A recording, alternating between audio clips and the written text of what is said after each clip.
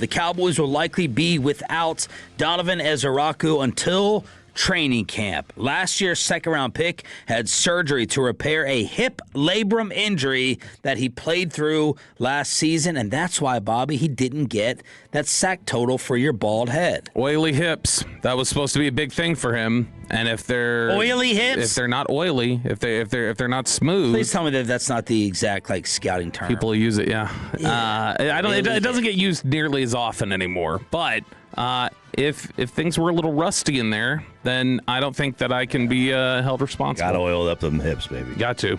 How's the hair coming along? How's it coming in? It's back as much as it's ever been, which is still thinning. But over here, it's all filled out on sets. I cannot believe Peyton. Choppy was trying to argue he has more hair than I do. Ooh. It's not even close. Can I see it? Yeah, take your hat off. No, yours is thicker. Well, the thing that's also happening, you're clearly getting it cut with a 1. Zero. A 0. 0. So I don't know how often you get your hair cut.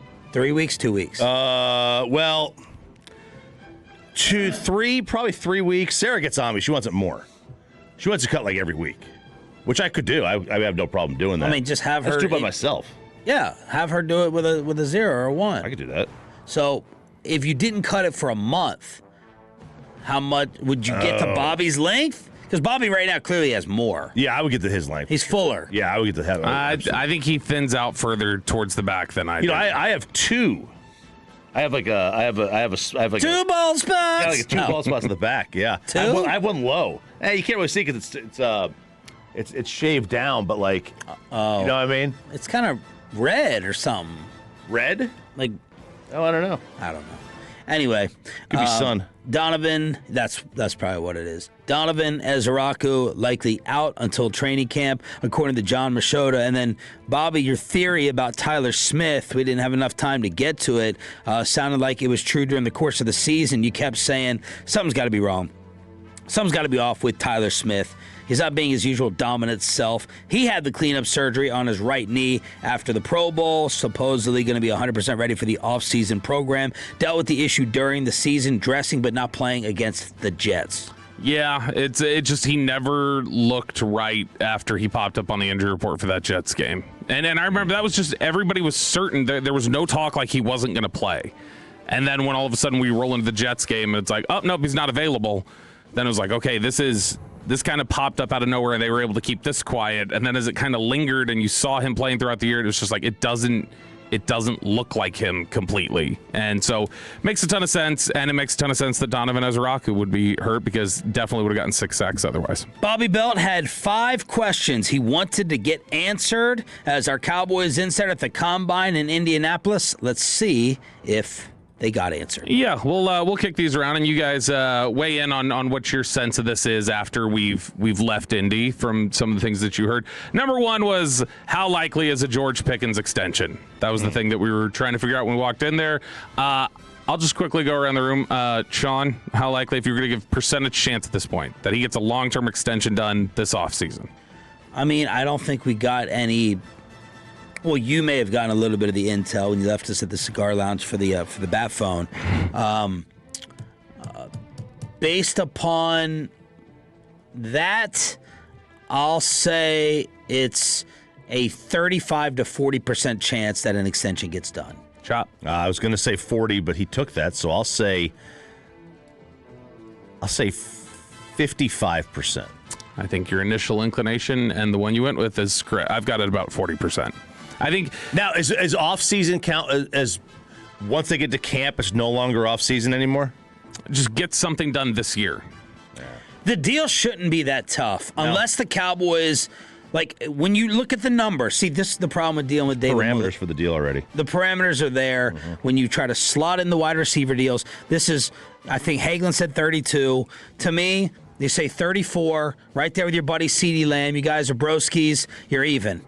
The problem with David Mulugheta is Mulugheta's probably going to be 38, 39, 38, and Jerry and them, this is what, ultimately collapsed the Micah deal. They're like, we're offering you. With David Mulugheta, it doesn't matter that you're technically the highest new paid player.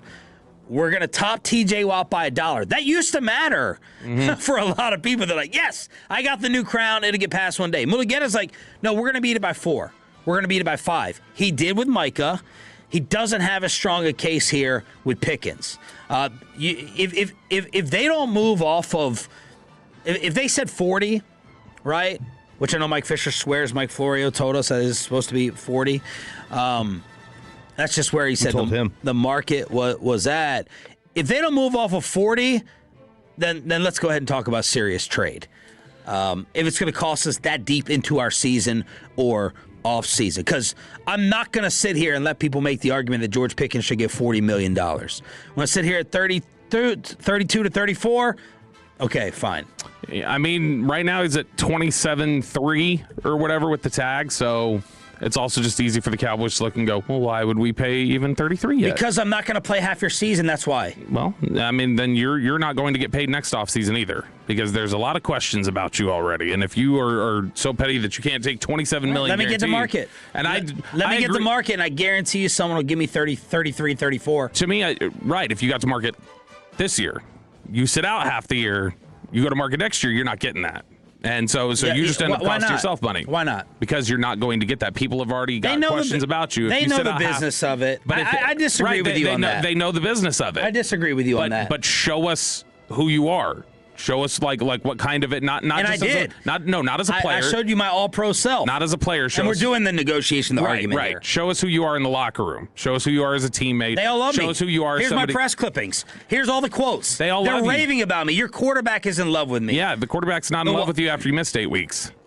Because you didn't want to, you wanted 32 instead of 27. He understands his business. Yeah, but that quarterback was willing to go out there and play when he had the same sort of negotiation. So he was willing to go out there. The Cowboys are going to cut it that way. So don't go clipping this, Josh or anybody, and saying that this is what our argument was. And don't go tagging people on Twitter either.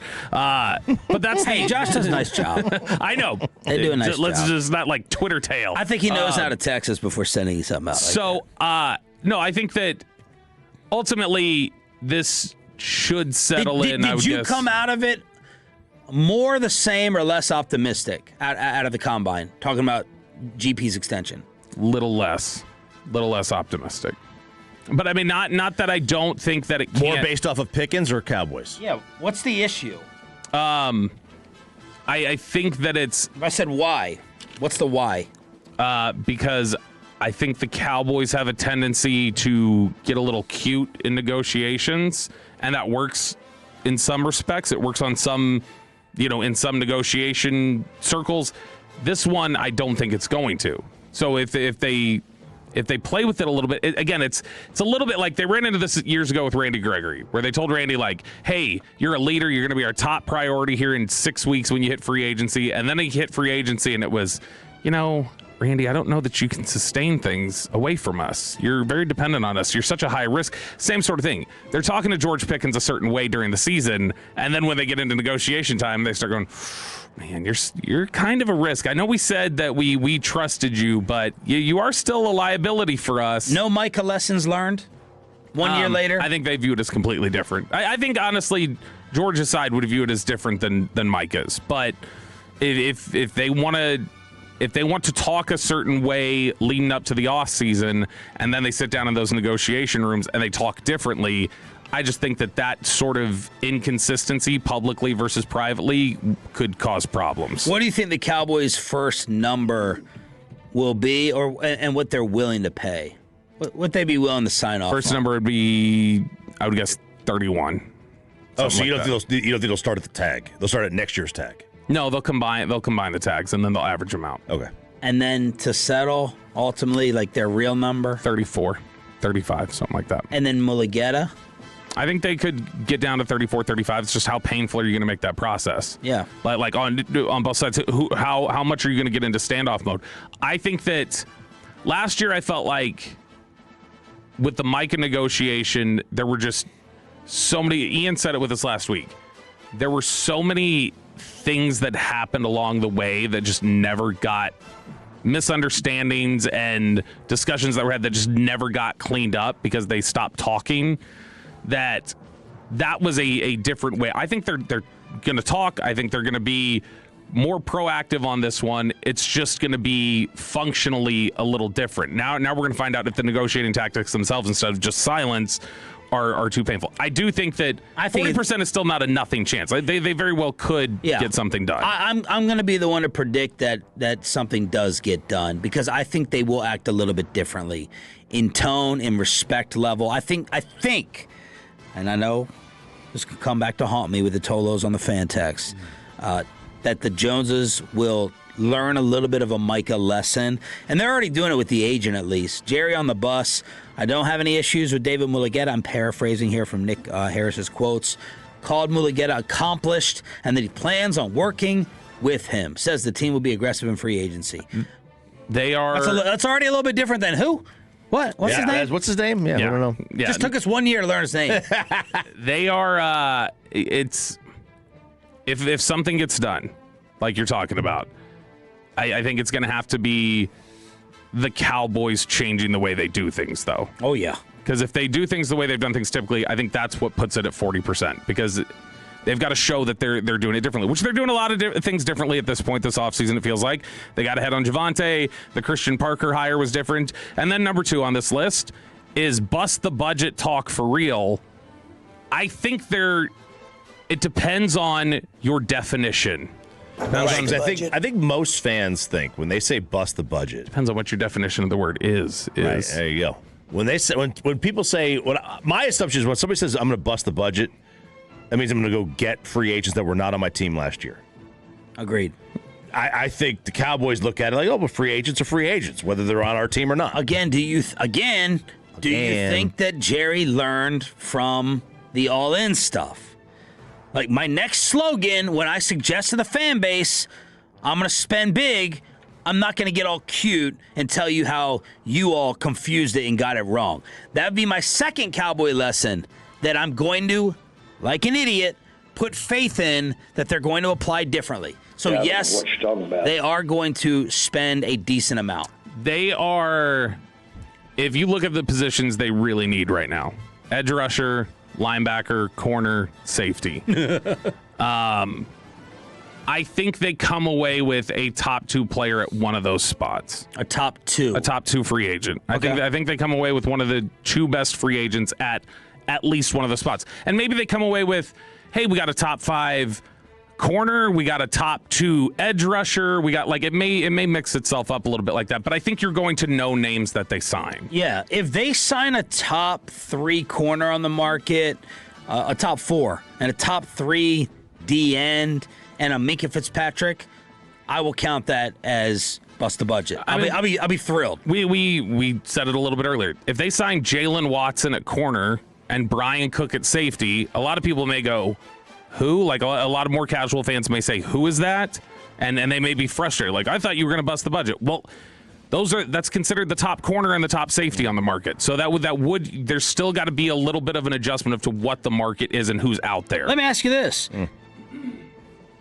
If they could sign 2 8s in free agency, or 4 4s, 4 6s. The 4 6s ranch. Yeah, good ranch. 4 6s or 2 8s. Or 2 8s. What would you pick? Well, I mean, I assume we're all on defense. Yes. 4 6s. Are we saying 2 8s and then like 2 4s? Yeah, what are you just tell me those? I don't get any more resources. You don't get any more. I did the 4 6s. They're going to sign Hendrickson and I don't know, whatever. Hendrickson and Watson, the corner. Give me the 2 8s. Who's Watson? Jalen Watson from the Kansas City Chiefs. Okay. I'll take the 2 8s. Okay.